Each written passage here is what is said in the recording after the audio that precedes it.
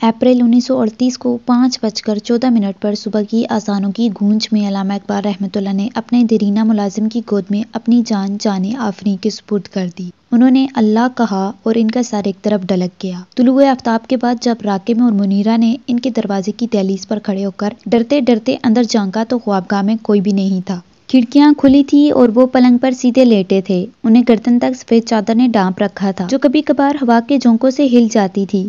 ان کی آنکھیں بند تھیں، چہرہ قبلہ کی طرف تھا، مونچھوں کے بال سفید ہو چکے تھے اور سر کے بالوں کے کناروں پر راکم کے کہنے سے آخری بار لگائے ہوئے خضاب کی ہلکی سی سیاہی موجود تھی۔ اقبال کی رحلت کی خبر جنگل کی آگ کی طرح پھیلی۔ اخبار چھپے، سرکاری دفاتر، اسکول، کالج، عدالتیں، اسلامی ادارے سب بند ہو گئے اور لوگ ہجوم در ہجوم جاوید منزل کا رخ کرنے لگے۔ ہزاروں لوگوں نے باری باری اقبال کے چہرے کی آخری زیارت کی اور گزرتے چلے گئے۔ وہ سامنے گول کمرے میں سے ان کی خوابگاہ میں داخل ہو کر پگلی غسل خانے سے باہر نکلتے تھے۔ یہ تانتا شام تک بندھا رہا۔ 5 بجے شام جاوید منزل سے جنازہ اٹھا۔ جنازے کے ساتھ لمبے لمبے بانس مضبوطی سے باندھ دیے گئے تاکہ زیادہ سے زیادہ مسلمان کندھا دے سکیں۔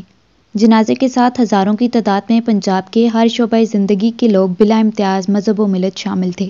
وزرائے حکومت، حکام، اعلیٰ عدالتوں کے جج، وکلاء، کالجوں کے پروفیسر، اساتذہ، طلباء، شعراء، صحافی، مشائخ، علماء سبھی کلمہ شہادت کا ورد کرتے جا رہے تھے۔ جنازے پر کئی پھولوں کی چادریں چڑھائی گئیں اور پیدل اور سوار پولیس، سرخ پوش رضاکار سب اپنی اپنی وردیاں پہنے جنازے کے ہمراہ تھے۔ راکم کو اب تک یاد ہے وہ جنازے کے جلوس میں سب سے آخر میں تھا۔ جنازہ قلعہ گجر سنگھ اور فلیمنگ روڈ سے ہوتا ہوا اسلامیہ کالج کی وسیع اور ریز گراؤنڈ میں پہنچا، جہاں نماز جنازہ کی ادائیگی کے لیے تقریباً 20,000 مسلمان موجود تھے۔ اتنے میں شور ہوا کہ نماز جنازہ بادشاہی مسجد میں پڑھی جائے گی تاکہ شہر کے لوگ بھی شریک ہو سکیں۔ لوگوں نے افراتفری میں جنازہ اٹھایا اور مجمع بدحواسی کے عالم میں ریلوے روڈ کی طرف بڑھا۔ بعد ازاں جب دہلی دروازے تک پہنچا تو اس کے 700 گواروں کی تعداد کوئی 50-60 ہزار تک پہنچ گئی۔ 7 بجے کے بعد جنازہ شاہی مسجد پہنچا۔ رات 8 بجے شاہی مسجد کے سین میں مولانا غلام مرشد نے نماز جنازہ پڑھائی۔ بعد ازاں میت کو مقام تدفین کے قریب لا کر رکھ دیا گیا کیونکہ اقبال کے برادر اکبر، شیخ عطا محمد اور چند دیگر دوستوں نے ابھی سیالکوٹ سے پہنچنا تھا۔ وہ لوگ تقریباً 9:30 بجے رات کو وہاں پہنچے اور شیخ عطا محمد نے آخری بار اقبال کے چہرے کا دیدار کیا۔ 9:45 بجے کے قریب اس عاشق کے رسول صلی اللہ علیہ وآلہ وسلم کے جسم کو تابوت میں رکھ کر سپرد خاک کر دیا گیا۔ ناظرین، ہماری یہ ویڈیو کیسی لگی اس کے بارے میں کمنٹ ضرور دیجیے گا۔